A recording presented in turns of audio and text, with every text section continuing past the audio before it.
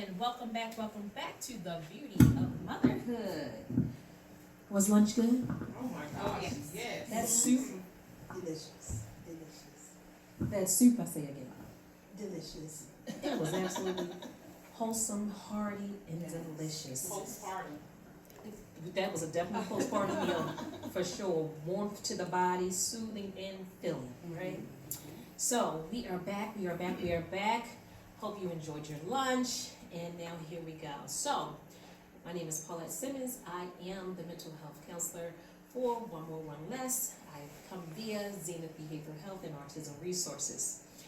With that being said, I'm going to jump right into part of the self-care of the beauty of motherhood, where our bunny did an amazing job with her co-host, Miss Lisa. They did an amazing job, so I'm super excited about the information shared. It just brought back so much for me and Miss Christina. We were there reminiscing when we had these here babies and going through all of these phases. Yeah, my baby is 25, but boom, it hit me like yesterday, right? And so I like when Bunny shared about, including the fathers, having them to lay on that chest and feel that warmth and get that bond. I'm like, yeah, we did all of that. When she talked about the birth weight of a baby because of dads being involved and how the birth weight is up, I said, oh, is that why that child was almost 10 pounds? And she stayed for 41 and a half weeks on the butt. I said, baby, let it go, honey. Come on out of here. So it 41 and a half weeks, like they did a stress test at 41 weeks. They was like, okay, there's no stress here. I said, yeah, she just needs to come on, do what she gonna do and let's kick this thing out of here.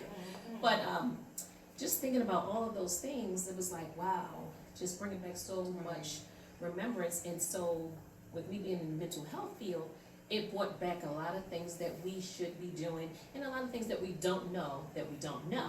And so Bunny definitely brought that out today with the help of Miss Lisa as her co-host. So today my role is, I want to talk about self-care, but from a little deeper perspective. And that perspective is from the chemistry of this thing, because your body goes through a lot in having a baby, and just being pregnant, period. We go through so many phases, moods, and swinging of the attitudes, and sometimes the behavior can be a little rough depending on who you are already, right? Bunny talked about, keep you from attacking that man that impregnated you, and you mad now because you lost your shape and you're feeling tired and you're feeling the heaviness. And so, we kind of tend to turn to that one closest to us and let off all that steam.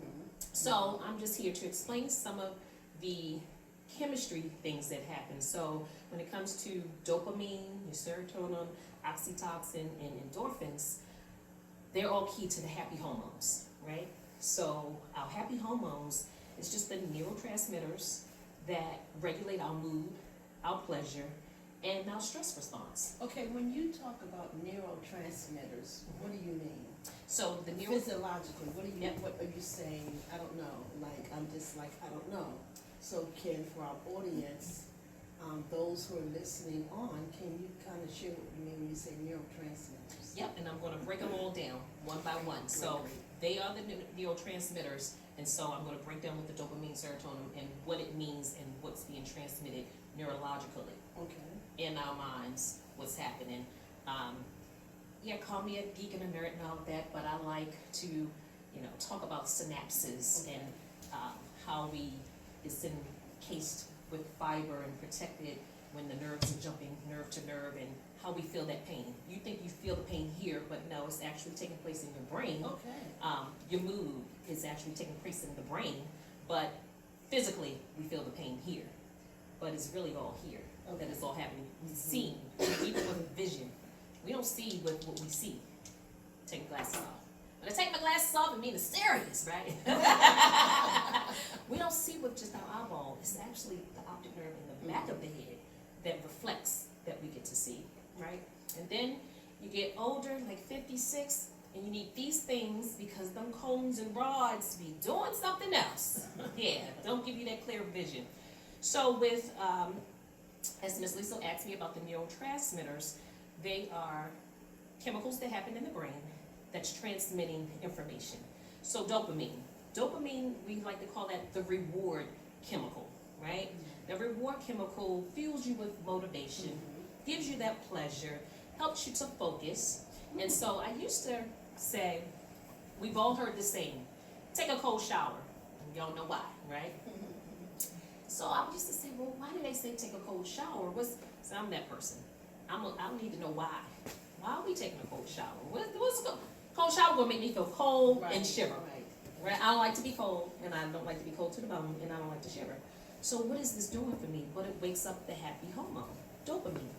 And so they say, if you can take a shower or bath, but your last minute or so, at least 60 seconds, we can graduate. So you can do 10, graduate to 20, 30, but the goal is to at least do it for 1 minute. It changes the chemistry, it wakes up the happy hormone, and helps to bring you to a calm and a balance. So, in being pregnant, sometimes we get emotional.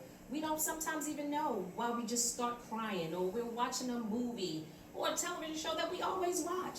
And we like, why am I so emotional? I've watched this 1,000 times, right? But it's real, because our chemistry is steady changing when we're pregnant. Each stage is something else. And so, take that cold shower, bring that body down to a calm, get them dopamines going. And so the neurotransmitter is, hey, okay, I feel better. That was soothing, even though it's cold, but afterwards it's soothing to the body. At these spas you go to, they will have a cold room, an ice room, a cold pool. You know, you'd be like shivering, but it's absolutely amazing to the body. So that's the transmission there. Serotonin, that's a mood stabilizer. And it affects your sleep, it affects your appetite, it affects, again, your happiness. If your serotonin is off, you know, you can find somebody down and out. So one of the things I like to do is laughter. It wakes these happy hormones up. You know, laughter is good for the soul. It's not just the saying, it's real. So with the links between feeling confident enough and your well-being of feeling confident, you know we lose our shape in pregnancy, right? But there's such a beauty in pregnancy. There's such a beauty in pregnancy, and sometimes it's just embracing that.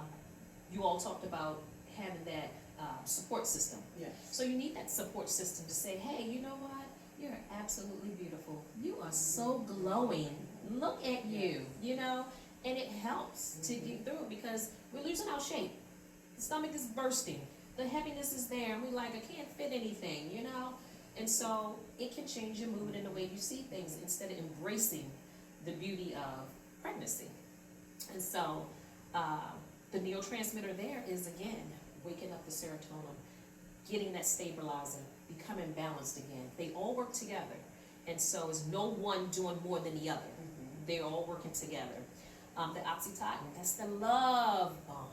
Oh, I just love you. I just want to cozy up next to you, whether it's to your mate or significant other, whether it's a girlfriend or that newborn baby that you just had, and it's just, and even in your belly, you embrace it.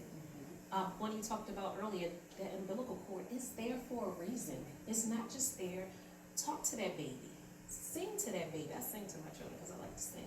And I'll make the husband talk to him. I say, like, talk to her. Talk to them. Because, listen, we weren't doing all the fancy technology stuff of, oh, let me go find out what it is. What? Can we just let this thing happen naturally, please?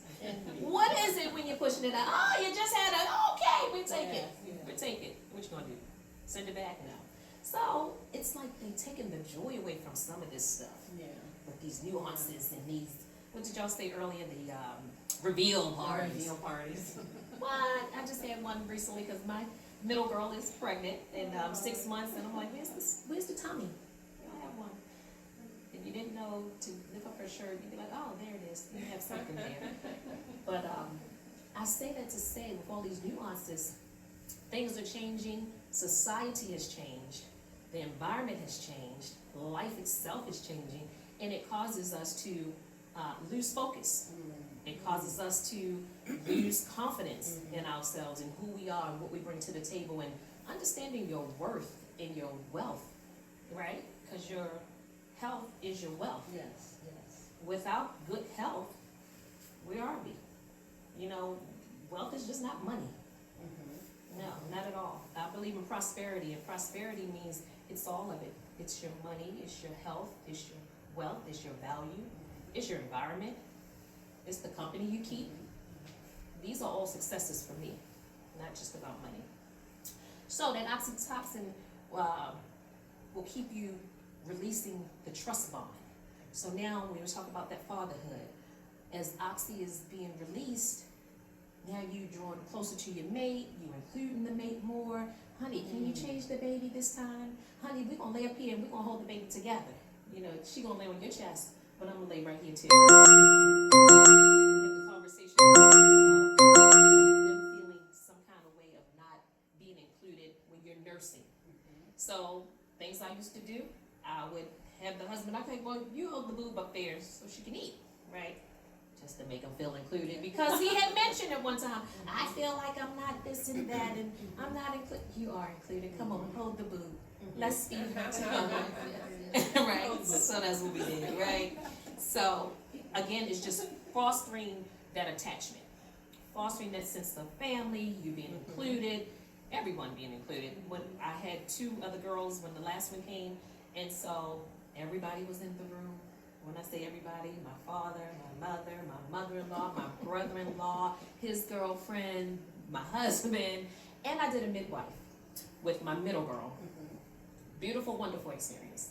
Beautiful, wonderful experience. Didn't need the epidural and all because they allowed me, as Bunny said, if I could get up, if I could walk the halls. So I walked the halls. I got in the shower, and I looked up, and I didn't see anybody. I said, oh, it's my time. I was in that shower. I put my hand on that back wall, let it hit my back, and took that other hand and rubbed, because I feel like she's coming the wrong way. She's trying to pivot out the back. No, we need her to pivot this way. And I didn't see the midwife or the husband. So I rubbed and rubbed and rubbed until the plug fell. And I was like, oh, I did something. Stop, I did something. And they came back in, and they said, oh, midwife, what do we have here? I don't know. It just fell out. I have no idea what's going on. But I need to push. I think I need to go to the bathroom, because that's what it feels like. For those first-time moms and mommies out there, it feels like a good bowel movement, right? And so I sat on that toilet, and I pushed. Yeah. I pushed on that toilet, and I felt between. I said, oh, no, naked and wet. No, this is a different situation. And we ran out the room. When I say everybody was in the room, everybody was still in the room. And I jumped in the bed, put the legs up. Midwife, my doctor was there, but she was asleep. Oh.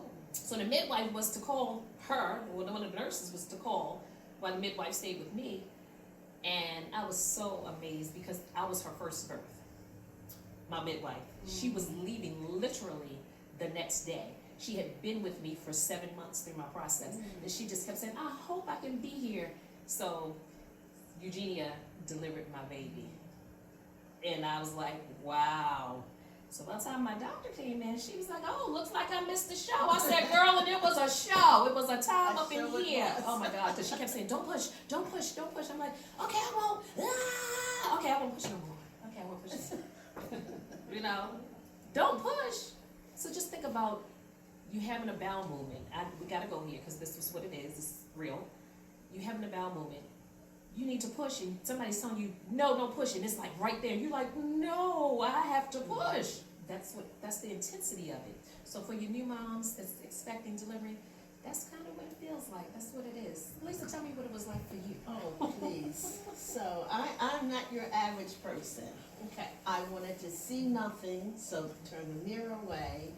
I thought it was going to be the most horrible experience that a person could experience with pain. I had not planned on having children until I had finished enjoying the world. And the child was here literally, let me see, it takes 9 months, so maybe the 10th month after my wedding. Wow. Well, damn.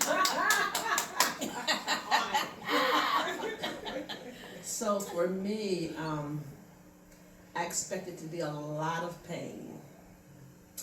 And I'm the fun girl, so I don't tolerate pain. Long story short,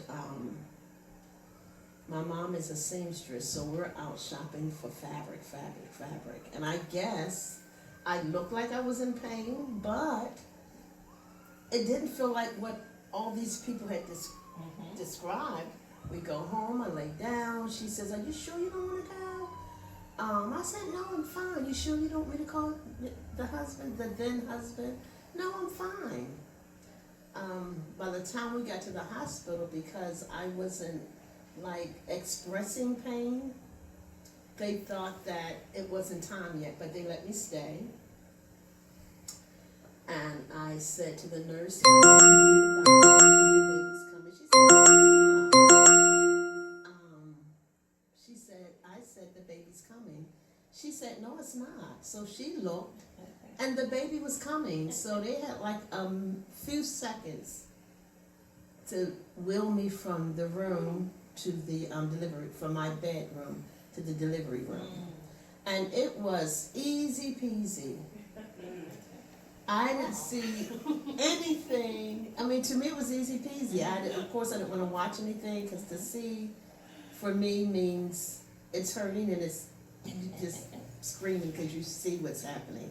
Easy peasy. The second one, I probably would have never had the second one had I not had the experience with the first one, because it was Drama City. I mean, Drama City, they were losing his oxygen level, so they had to take blood from his head before he was born. Yeah, so it was no excruciating pain, but I had the best team. So listening to you talk and explain about your mental state, I think that carried me over, because the husband was there. The best nurse ever with the second one, because I literally had to keep going through the pain, and they had this thing, back then it was a new technique, they could measure pain. And it's no big deal now, but back then they could measure pain. So she would keep saying to me, "Okay, this pain is gonna last 30 seconds, and she would count down. So you know what to expect, you feel better.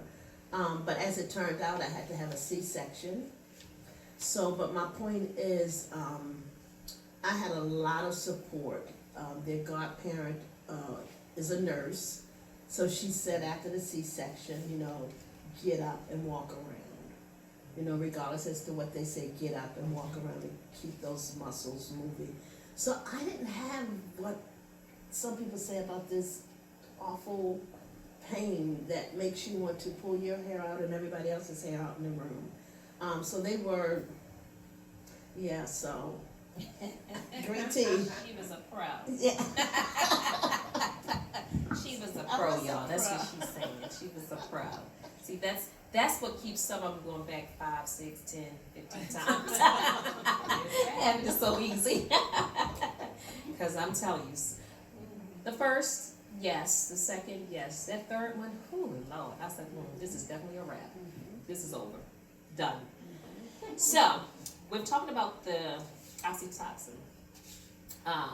It's actually a social connection as well. So, it's sharing with, as Bunny said, having that outlet to share with other moms that's pregnant.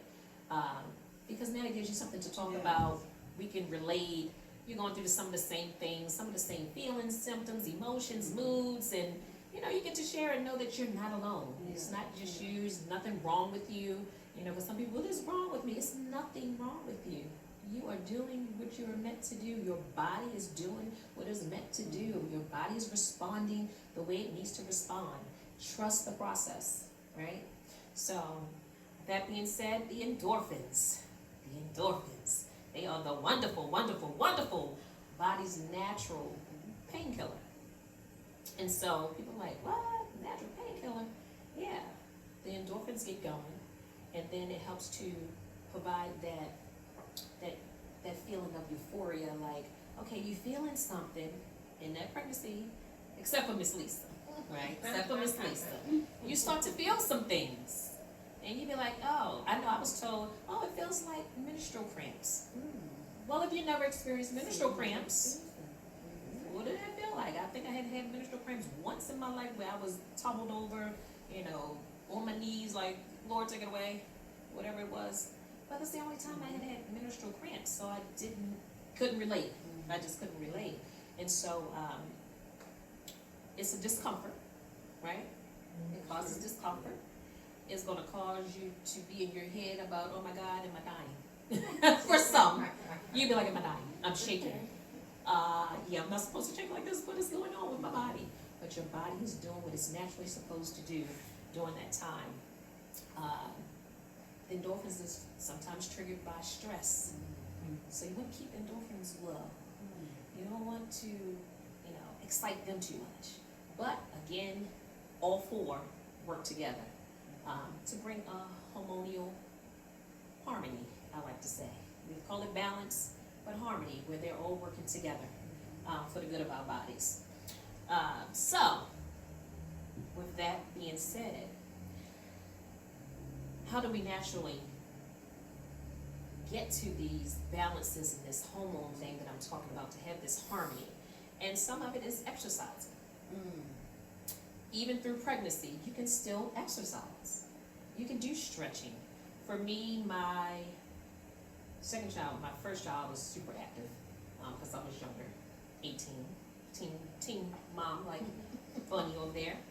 And so I was super active, always high energy, could never wear a watch because my energy just naturally kills the battery. I never knew, like for years. I was like, I just bought this watch. Why is the watch not working?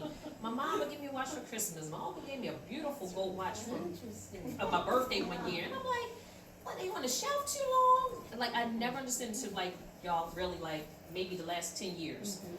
Even wearing a Fitbit. I'm like, why do I keep killing the Fitbit? You charge it. Why am I killing it? Didn't understand your energy. It's your vibration. We're not going to get into that. That is a whole other topic when we talk about vibrations, but it's real. The energy that you bring, the vibration that you vibe on naturally. Mine's are super high, so I don't need the caffeine and all those things because I would take off running and be crazy. So yeah, but exercising is a great way to release endorphins while your dopamine and serotonin are coming up to make you happy again. Again, they're working all together. So endorphins may bring you that pain in the midst of exercising and that kind of thing, but your endorphins, we're going to balance you out. The serotonin gets to go, we're going to balance you out. You're going to be okay. You're going to survive this. That's what the body's saying. You're going to survive this. It's not the fight or flight, because that's what the body's going to do. Bunny spoke to something earlier about that, where the body is kind of confused what to do. Do I stay? Do I go? It's the fight or flight, And so in that, that serotonin and that dopamine can help boost from all the movement that you're doing, and then you crave more of it. Your body starts to crave more of it. So the more you exercise, I don't care if it's just taking a walk, which takes me into the next one, in the sunlight, because sun exposure helps to increase the serotonin. So serotonin, again, those levels get to increase. So take a walk. You're going to get 2 benefits there. 3 benefits, really. But you increasing your serotonin, the endorphins are going, the dopamine is going, and it's bringing you up to a happy place, even while pregnant. Take a short walk. Don't have to be long. Don't have to, go 2 miles. But just do something and let that vitamin D hit you. That natural sunlight does a wonder for the body as well. We talked about the social connections already, but just spending that time with loved ones, explaining to the significant other what your body is feeling and what you're going through, letting them feel the kicks and the flutters and the movement, oh, feel that, invite them in, share that space with them. Every time my daughter comes to my house or I'm at hers, me and my other daughter, my oldest, we on that belly. Hey, you there? We know it's a boy because we got a reveal, right? We got a reveal and it's a boy. So we know, so we talked to little Kyrie. We just solidified a name. So we gonna talk to little Kyrie. Hey there, little fella. You're growing beautifully in there.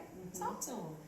Play music. They say classical music is the best. If you're looking for little intellect with that baby, right? You want them to come out a little intelligent. You want to be a little intelligent? Play some classical music, right? Me, myself, I like soothing jazz. So I would just sit there and do soothing jazz music, right? And then I feel the flutters. I was like, oh, you here? You dancing? You dancing in there, right? Talk to the baby. Talk to the baby. Took me right into my music and laughter. I'll set the music, but the laughter. Laughter is good for the soul. Like, we say it, cliches, but it's real. It, again, releases the endorphins. It helps with the happy hormone. It helps with the harmony. If you're feeling down and out, I put my music on, man. It's a party, it's a party, Hey, it's a party. hey, all by myself. Makes me feel so much better. And if something had stressed me out, or tried to stress me out, or just got on my nerves, just swing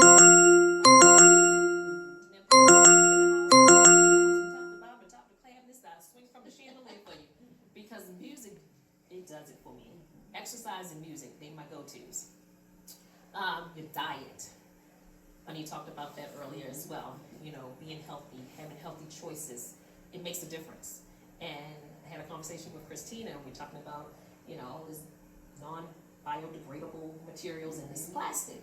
You know, this stuff is really starting to affect us. She was sharing how the fish now are being diagnosed with this plastic situation that I don't like. I had my ex now, I used to tell him, I don't eat plastic forks and spoons. I don't want the paper plates. The plastic cups in the house. I was like, we're getting rid of all of those. He called me bougie.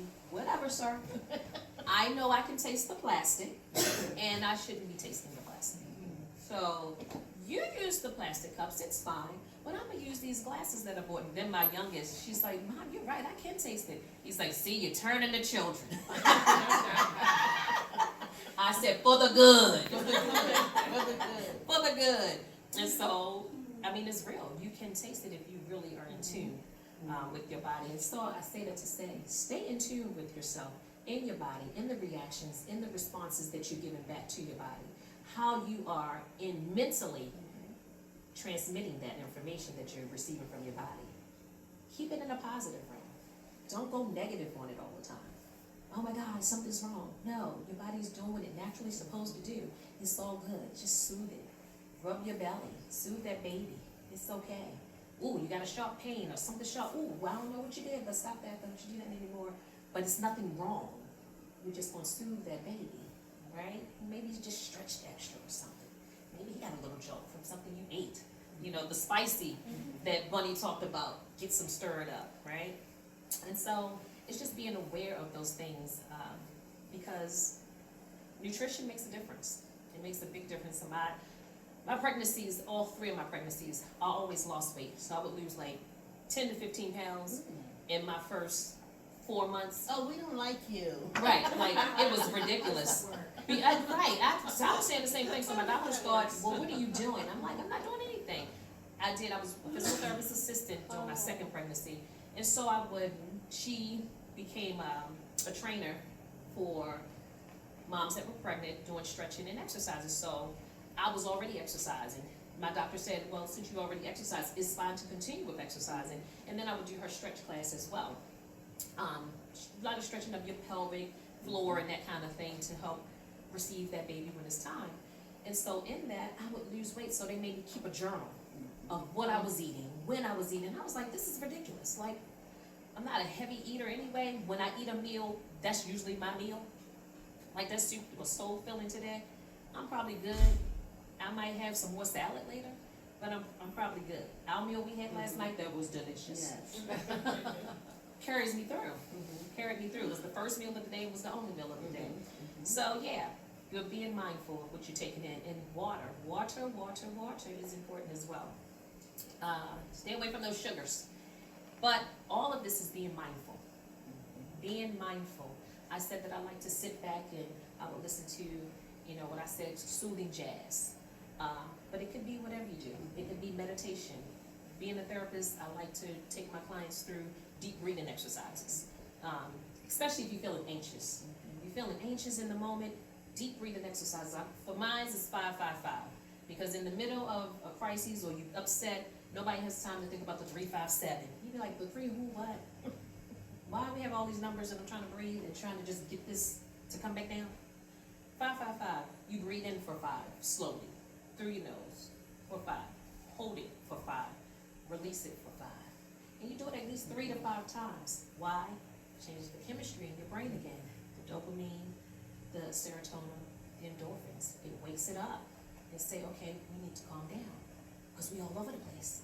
And you can feel anxiety building. You can feel yourself getting anxious. So don't let it get so off the chart before you say, you know what, nope, I need to take a minute, let me breathe. But do it at least 3 to 5 times. So it's just being mindful of those things. And again, it all works together to help keep that body in harmony. We say balance, but I like to say harmony, because harmony, we harmonious. We're trying to do this thing together. We're working together. Even though I'm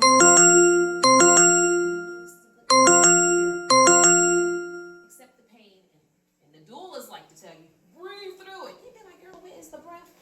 I can't breathe through this contraction. I'm sure. Slow it down. How do you slow it down when the pain is so intense? Except for Lisa, right? She didn't have that, so she don't know anything I'm talking about over here. But yeah, it's like trying to breathe through that contraction can be intense. But I'm telling you, as our doula has already said, it works. It works. It works. It works. It works. That feel-good factor, you know, contributes to the rush, like we call it the rush, and that adrenaline rush. And we be like, whoo, that good feeling. Sometimes you get that rush. Sometimes the rush can be too much too. You need to bring the rush back down. You be like, whoa, you're getting too excited. Wait a minute, bring it back down, bring it back down. Because those things bring your pressure up. And while pregnant, while delivering, yeah, you can make your pressure flux up and it's gonna flex up and down. As Lisa said, they used to have this wonderful machine that kept track of all of that. They'd be like, okay, it's almost over, it's almost over. I'd be like, okay, okay. But it gave you a cue to say, okay, this thing is almost over. Versus someone new who never had a baby, or at least experienced some pain, they don't know what to expect. They don't know how long this thing is going to last until it ends, right? So just being in touch with your body, being in touch with your emotions, mentally soothing yourself by doing deep breathing exercises, and start now. If you're 6 months, 1 month, 2 months, 9 months, start when you get the information. So all of you out there, start when you get the information. Start your deep breathing exercises. Start preparing yourself. And also, it soothes the baby, right? Bunny talked about that umbilical cord. Everything is transmitted. So soothe yourself and soothe the baby. Think about it and rub, massage your belly. I like to give, I spoiled all my grandkids. I'm the one that's going to give them massages with the lotion. And even when they were 5 and 6, I put a towel in the dryer, make them hot. Yeah. Then you don't do it. They be like, Mimi, you didn't make my towel hot. Oh, yeah. Yeah, about that. You're getting too big for that. You're 7 now. They still want a hot towel at 9. I'll be like, this is ludicrous. Yes, they be like, girl, 15, Mimi, bring that towel in here. Look, finish what you started, right? So don't start anything you can't finish is, the key there. So, again, all of this works together because you want to combat depression. You want to help to lower your rate of postpartum depression. And it all starts in the mind. It all starts throughout that pregnancy. Even when that baby comes, you still want to practice self-care. We talked about going to get your nails done. We talked about massages. Just doing little things for yourself. Even the little head massage is amazing. If somebody could just sit there and just rub in your scalp, it's soothing to the body. Getting that walk, taking that walk in the sunlight, having people to be around you that love you, that will help you out as the doulas, having someone to be there to say, hey, go take yourself a break. Whatever you do with your break, like you said, you can just sit there and lay there on the couch and do nothing, or you can go take your walk at that time. As the baby getting older, take that stroller. Y'all go out for a walk together. It's things that we can do that you just don't know that you can do because you're not thinking on that level, especially a new mom. I don't care if you have 5 babies. Sometimes we just don't know what we know. What we don't know, I'm sorry. So we don't know what we don't know. But once you get the information is knowledge. Knowledge is wisdom. And we do better. Yes. We just do better. So, with overall health, regular activity stabilizes these chemicals, leading to better mental resilience and happiness. And that's the place we want to get to. I'm happy. We want to get to our happy place. So congratulations to all of the new moms, the moms to be, a mom again, because like we had before, she had a 14-year-old, but now she's pregnant again. That's a lot of years in between. So you're a new mom again. Because you done missed a whole decade plus, right? And so many changes have taken place. So we thank y'all for being here today. We are excited about the information shared. We're excited about events coming up. Our fatherhood event, where we're going to include the fathers. Bunny will be teaching about how these fathers can be doulas and help out with the mates, and we want y'all to be included. So come to the baby shower, come to the gender reveals and all of this wonderful nuances, because everybody needs to be included, because it's taken a village to do this thing. We're under so much pressure in this thing called life and society and government stuff. It's like, it's a lot. So it's like, if we can just have that place to lay our heads called home, that's our place of safety, that's our place of security. At least it should be. Yes. At least it should be. It's not the case for everyone. And so, Miss Lisa, any final words there? You have covered, you have introduced, you have overviewed, and you have wrapped it up. I do have 2 questions. All that you said is I'm hearing from the perspective of a person who's relatively healthy as a mom, but their body is forcing, the chemical changes happening in their body is forcing them to have mood changes or behavior changes. Am I understanding correctly? Yes. So my question is, I have heard, it's not my area of expertise, that there are some challenges or illnesses that do not show up until you are expecting. It is because of what's going on chemically that these illnesses will show up. So is there a way to differentiate between the two? And if so, what should mom do?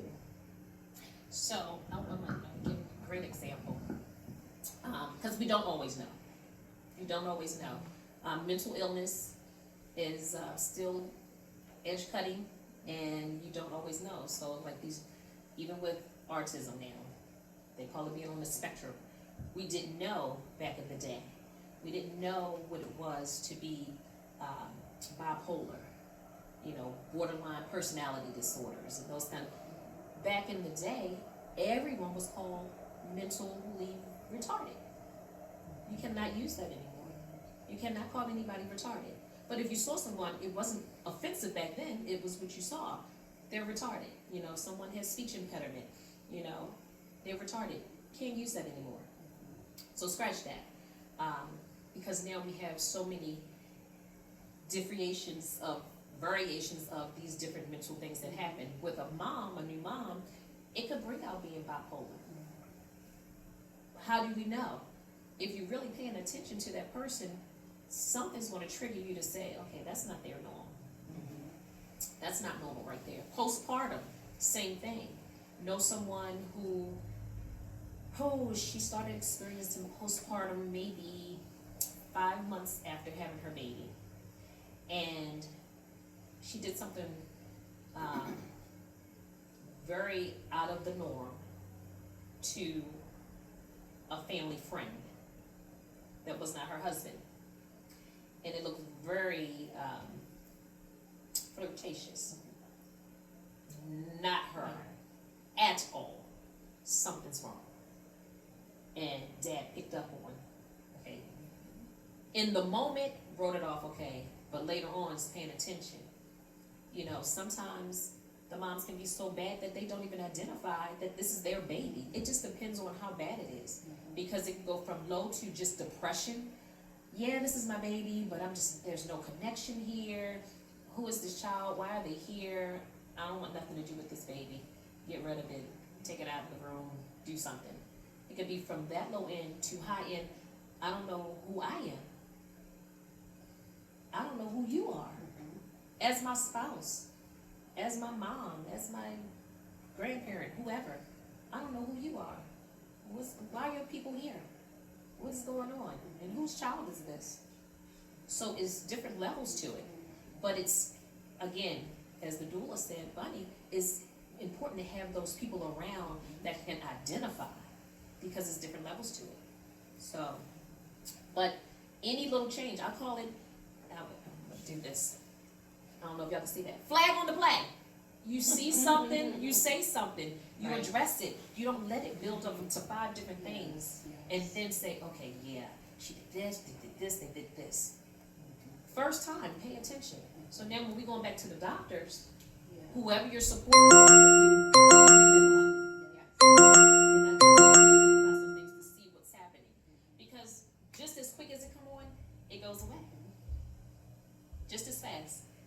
I can go out the room and tell you, she just said something real crazy and off the chain.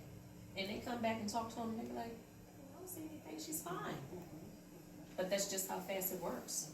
So mental health is so, but some of it is so, such a fine line of knowing what's real and what's not. So it can make the person that's telling the truth look like a liar. The person that's experienced, we're like, you know they're crazy. Don't pay them no mind. But really, they are having a breakdown. I can say in my own story, with my brother, there was a situation, we had a fire, and it brought out a personality disorder there because he was running around trying to put the fire out. Couldn't find a fire extinguisher, and our house burnt up and all of that. We had to do rehab, but it triggered something.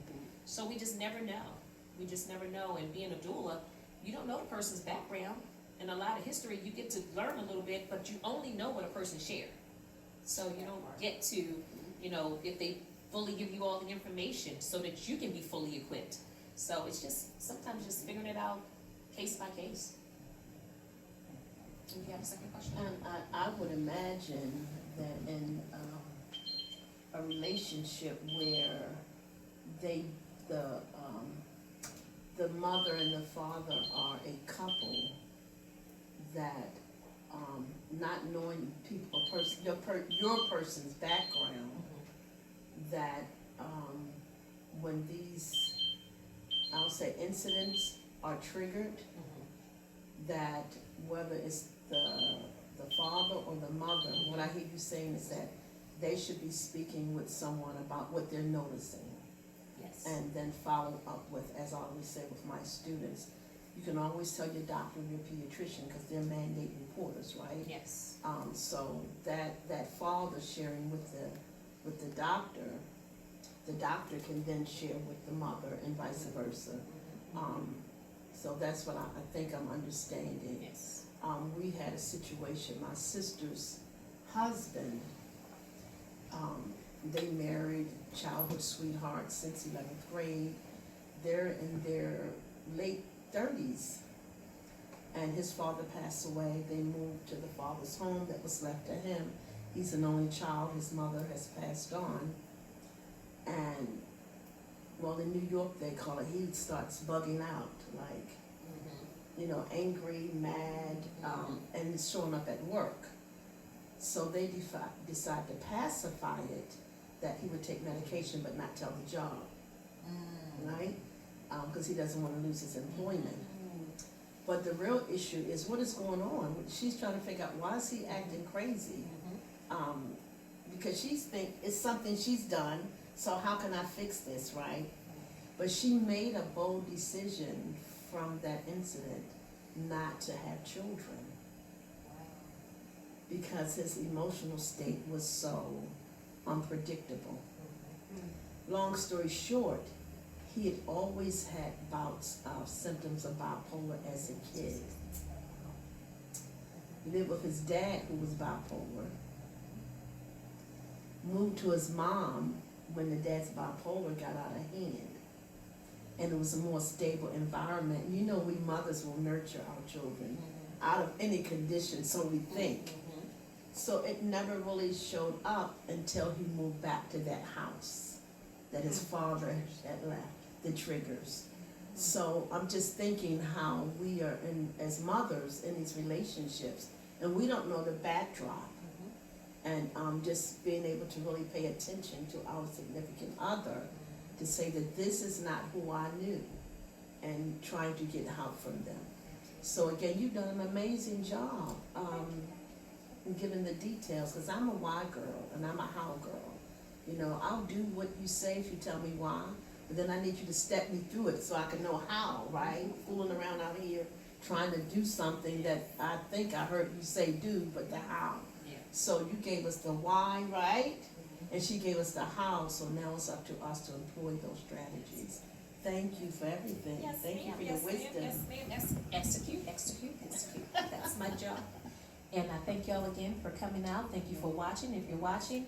And thank you, Bud, for all the information and taking grandchildren. You are appreciated. Thank you guys so much.